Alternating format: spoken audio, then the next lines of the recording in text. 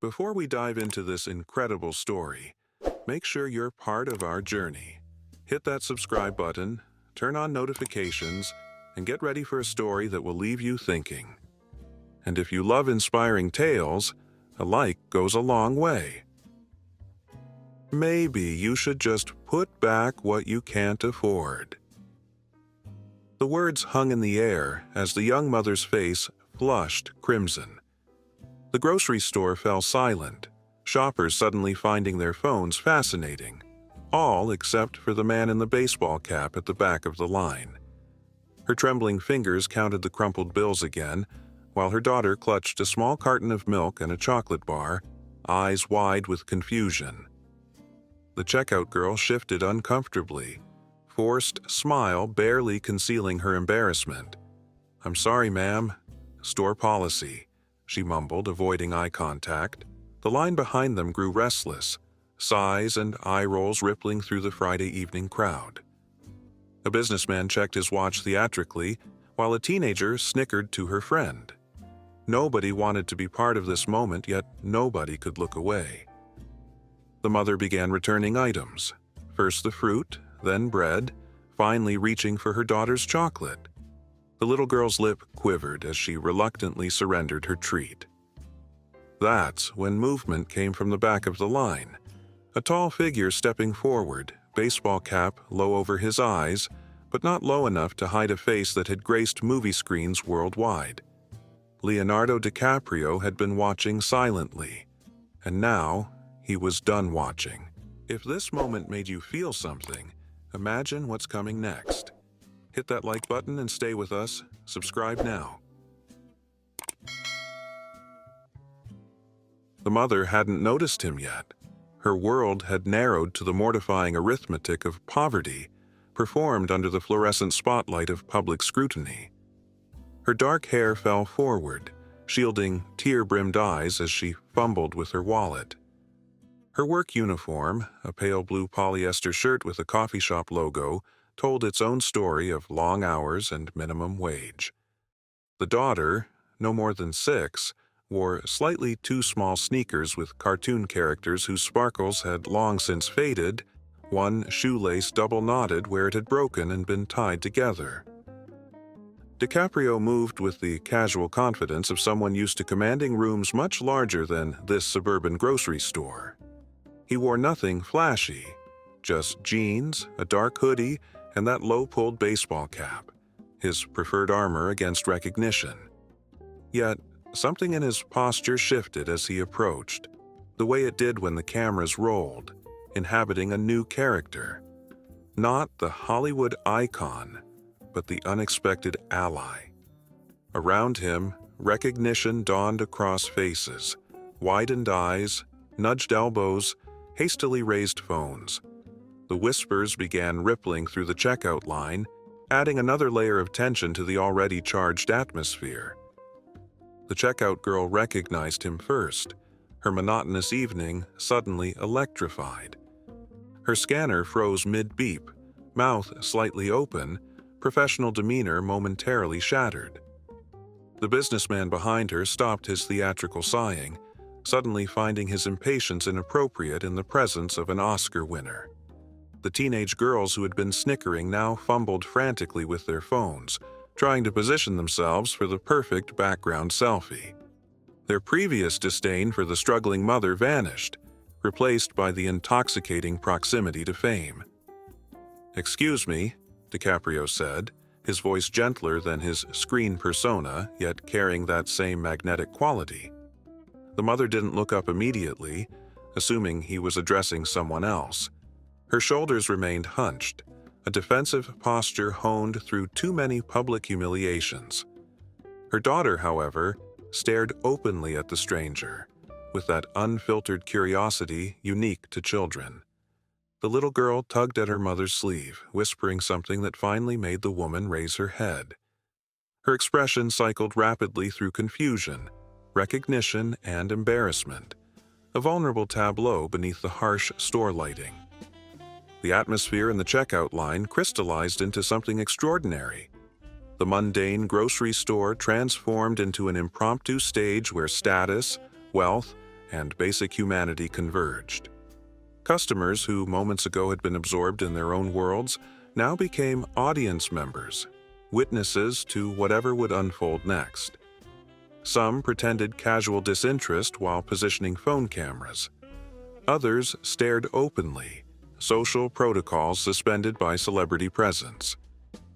The store manager materialized from nowhere, hovering nervously at the edge of the growing scene, uncertain whether to intervene. DiCaprio stood beside the mother now, close enough that the contrast between them became visually striking. His casual clothes likely cost more than her monthly rent, his watch worth more than her car. Yet in his eyes was something that transcended this financial chasm, a quiet understanding, perhaps recognition of the arbitrary nature of fortune. The little girl looked up at him with unabashed fascination, still clutching her mother's hand. The chocolate bar lay abandoned on the counter, a small sacrifice that had suddenly become the centerpiece of a moment none of them had anticipated when entering the store. The checkout girl waited, scanner suspended as the invisible social hierarchy of the grocery store rearranged itself around this unexpected collision of worlds. Things are about to take a turn. Don't miss what happens next. Subscribe, like our video, and keep watching.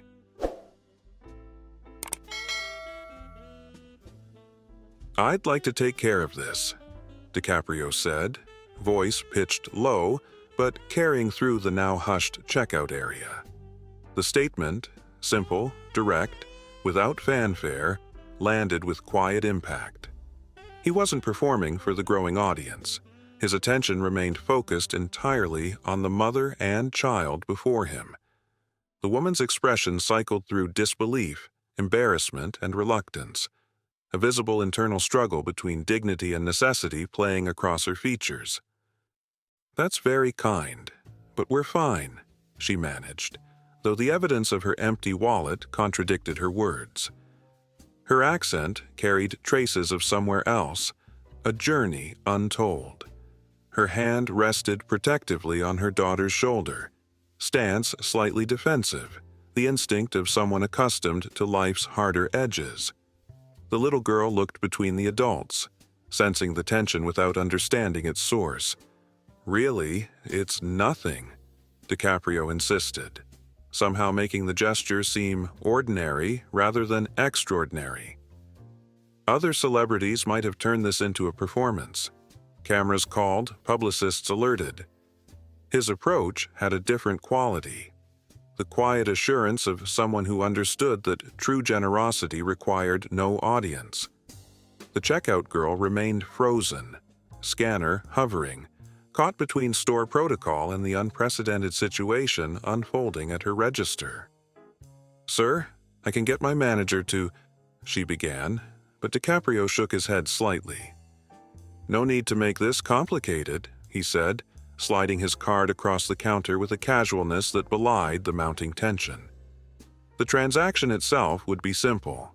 It was everything surrounding it: the public witnessing, the status implications, the mother's pride that created the emotional complexity charging the air around them. The mother's resistance began to crumble, not from the celebrity factor, she seemed almost immune to that, but from the simple human kindness behind the gesture. Still, years of self-reliance made surrender difficult. "We don't need charity," she said softly, though her eyes betrayed gratitude fighting with pride. Her daughter tugged at her sleeve again, whispering something that made her expression soften momentarily. "It's not charity," DiCaprio replied, his tone conversational, as though they were old friends discussing something mundane. "Think of it as paying forward some good luck." There was something in his delivery, the understated sincerity perhaps, that made the statement sound genuine rather than rehearsed. People who had been recording discreetly on their phones edged closer, hungry for every word of this unexpected encounter. The store manager finally approached, recognition widening his eyes as he realized who was standing at checkout 3. "Mr. DiCaprio, it's an honor to have you in our store.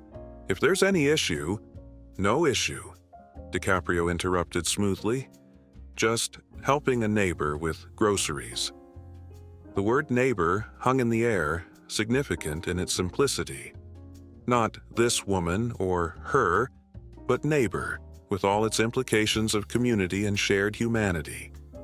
The businessman who had been checking his watch earlier shifted uncomfortably, suddenly aware of how his impatience might appear in this new context.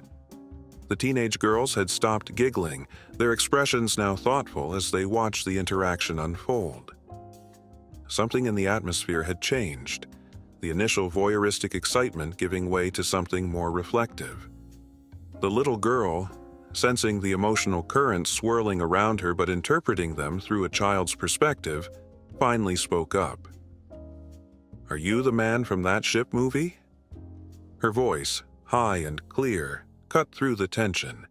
A ripple of gentle laughter moved through the onlookers, easing the intensity that had built. DiCaprio's face softened with genuine amusement. "I was," he acknowledged, crouching slightly to meet her eye level, the instinctive gesture of someone comfortable with children. "That was a long time ago." "My mom cries every time the ship sinks," the girl announced with the unfiltered honesty of childhood, prompting her mother's face to flush with embarrassment. DiCaprio laughed, not his polished interview laugh, but something more authentic that reached his eyes. "Honey, please," the mother whispered, mortification battling with the absurdity of discussing tearjerker movie moments with their star in a grocery checkout line. But something about the exchange had shifted the dynamic, humanized all parties.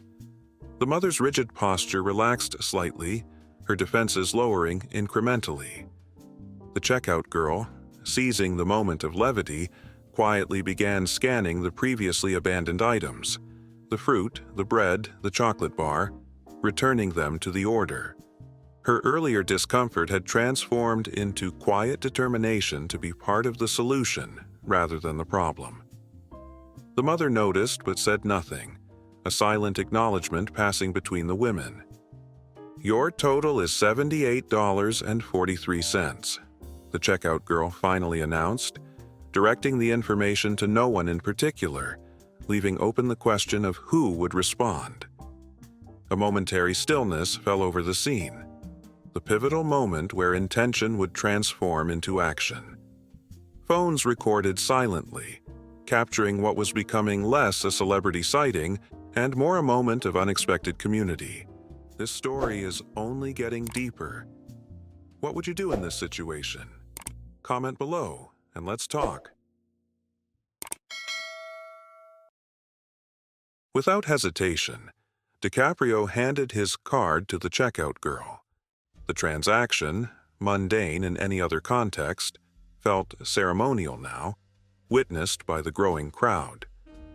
As the machine processed the payment, a subtle transformation was occurring throughout the store. Customers who had been irritated by the delay now watched with something like reverence. The previously impatient businessman slipped his phone into his pocket, no longer checking the time. The teenagers who had been positioning for selfies lowered their phones, their expressions thoughtful rather than excited. "Thank you," the mother said simply, the words clearly difficult for her. Her eyes met DiCaprio's directly for the first time, a moment of genuine human connection amid the artificial store lighting and curious onlookers. In her gaze was not the starstruck admiration of a fan, but the complex gratitude of one person to another who had preserved her dignity while meeting her need. "You know what this reminds me of?" DiCaprio said, speaking quietly as the receipt printed. "When I was a kid, before anything happened with my career, my mom and I were in a situation not so different from this." The revelation, unexpected and unverifiable to the onlookers, seemed offered not for public consumption but as a private bridge of understanding between himself and the mother. Whether strictly true or slightly embellished for the moment, the effect was the same, a humanizing of the Hollywood icon, a collapsing of the perceived distance between their lives. The mother's expression shifted as she processed his words, surprise replacing embarrassment. "Really?" she asked, skepticism edging her voice. Celebrities claiming humble beginnings was a common narrative, often more marketing than truth. Really? DiCaprio confirmed, something in his tone convincing beyond the word itself. Single mom, tight budget. I remember the calculations, what stays, what goes back on the shelf. He helped the checkout girl place groceries into bags, a small action that further dissolved the invisible barrier between celebrity and ordinary person. The difference was just luck. That's all it ever is. The little girl watched the adults, then reached for her chocolate bar with newfound confidence. "Can I still have this, Mom?" she asked, the innocent question carrying the weight of so many larger concerns, wants versus needs, pride versus practicality. "Yes, sweetheart," her mother answered, emotion making her voice slightly hoarse. Something unspoken passed between her and DiCaprio, an acknowledgement that the chocolate bar was more than just candy. It was childhood itself, the small joy that shouldn't be a luxury. A woman toward the back of the line stepped forward suddenly.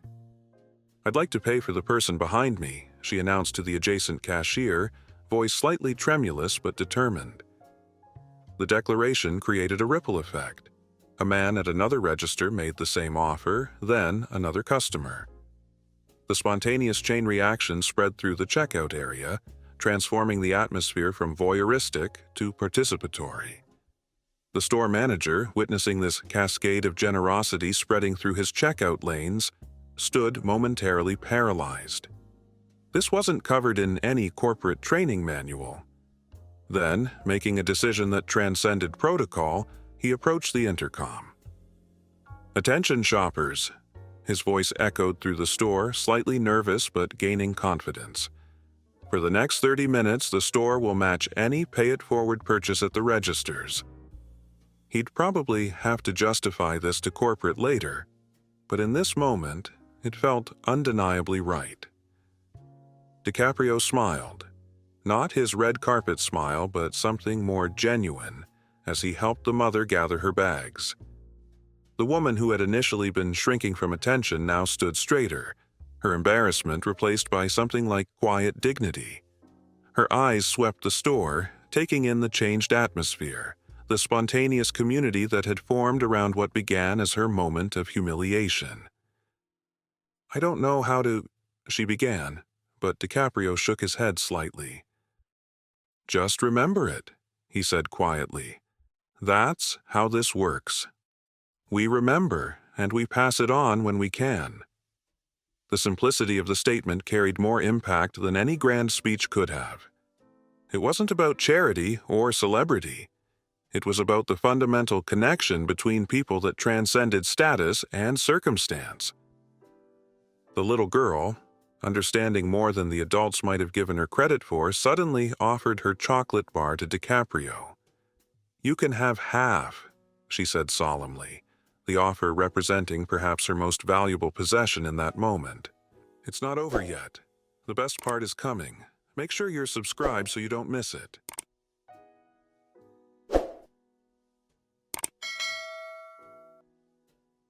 The offer, innocent and profound, momentarily silenced everyone who witnessed it. DiCaprio knelt to the child's level, treating the chocolate exchange with the seriousness it deserved. "That's very kind," he said, accepting half with ceremonial gravity before returning her smile. "This might be the best deal I've made all year." The girl beamed, understanding she had participated in something important, even if she couldn't articulate precisely what. As mother and daughter headed toward the exit, grocery bags in hand, the crowd parted naturally, creating a path. There was no applause that would have cheapened the moment, but faces reflected something more valuable: thoughtfulness, reconsideration, quiet respect. The mother carried herself differently now.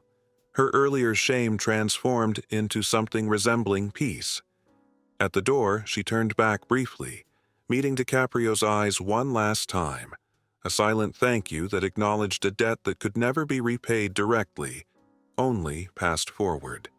DiCaprio declined photos with the now eager fans, politely explaining he needed to finish his shopping.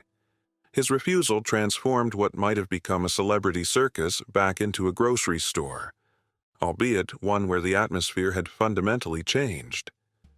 As he moved through the aisles, completing his original errand, other shoppers gave him space, the respect less about his fame now and more about what they had witnessed.